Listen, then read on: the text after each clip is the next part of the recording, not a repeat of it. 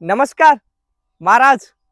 आज तुम्हाला अशा प्लॉटवर घेऊन जातोय जे फक्त बांधवर पहिले उगायचं, आता त्याची शेती केली जाते, बऱ्याच ठिकाणी केली जाते. हे 200 ते 250 रुपये किलो शेतकरी मार्केटमध्ये विकतो. महाराज तुम्हाला काय भेटतं काही ना बघायलाही भेटत नाही. आणि ह्या पिकाची खासियत अशी आहे, हे फक्त पावसाळ्यातच उगतं, नंतर तुम्ही त्याला काही द्या तरी उगत नाही.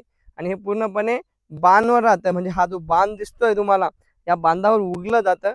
पण याची आता कमर्शियल शेती केली आहे इथे. तर आपण मध्ये बघू पीक कुठलं आहे. बरेचसे शेतकरी याला ओळखतील, बरेचसे शेतकरी याला वेगवेगळ्या ठिकाणी वेगवेगळे नाव आहेत. तर त्याला मध्ये बघू महाराज. हे बघा, हे असं केलेलं आहे पूर्ण. आणि हा पूर्ण पंडाल बनवलेला आहे कारण गरमीमधून वाचण्यासाठी यामध्ये. तर महाराज मध्ये आलोय आपण आता या प्लॉटच्या. आणि ह्या प्लॉटला तुम्ही परत एकदा पूर्ण बघून घ्या. हा बघा कसा दिसतो तुम्हाला. याचे पत्ते तुम्हाला ना कारल्याच्या पिकासारखे दिसतील, पण हे कारल्याचं पीक नाहीये महाराज. इकडे चांगलं दिसेल बघा, इकडे हे बघा. हे कसं आहे, हा पूर्ण कारल्यासारखा प्लॉट आहे.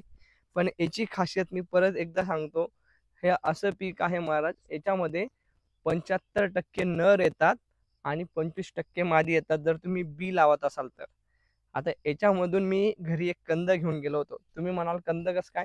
तुम्ही याची बी लावली महाराज, तर याचं कालांतराने त्या बियाचं जमिनीमध्ये कंद होतो. आणि ह्या कंदाचं शास्त्र असं आहे, या कंदाचे जे आहे म्हणजे काय म्हणता ॲटिट्यूड म्हणा तुम्ही, हे फक्त पावसाचं पाणी सुरू झालं तेव्हाच उगतं महाराज, नाही तर उगत नाही म्हणजे नाही.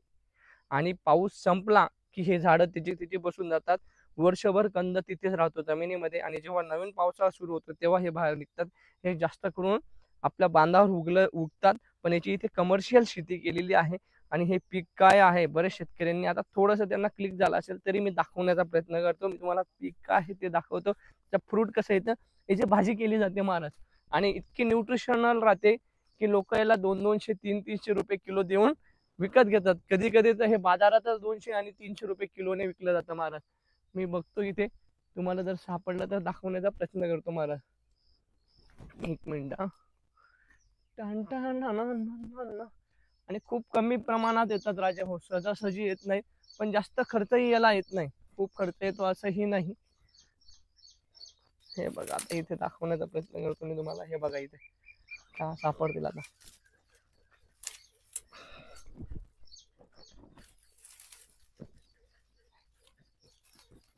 हे याचं फ्रूट आहे राजा हो. याला तुमच्या भाषेत काय म्हणता, आमच्याकडे कटुरले म्हणता. आणि याचे जवळजवळ 200 ते 250 रुपये बाजारामध्ये किंमत असते. याला अटॅक महाराज सगळ्यात जास्त त्रास जो देते ती फळमाशी देते. हे बघा, आता इथे फळमाशीने याला अटॅक केलेला आहे, तरी लोक घेऊन जातात मला. असं म्हणणार नाहीत की फळमाशी आहे का काय आहे. हे बघा, याचं आता इथं हार्वेस्टिंग सुरू होऊन जाईल. हे बघा, अशा पद्धतीने येतात.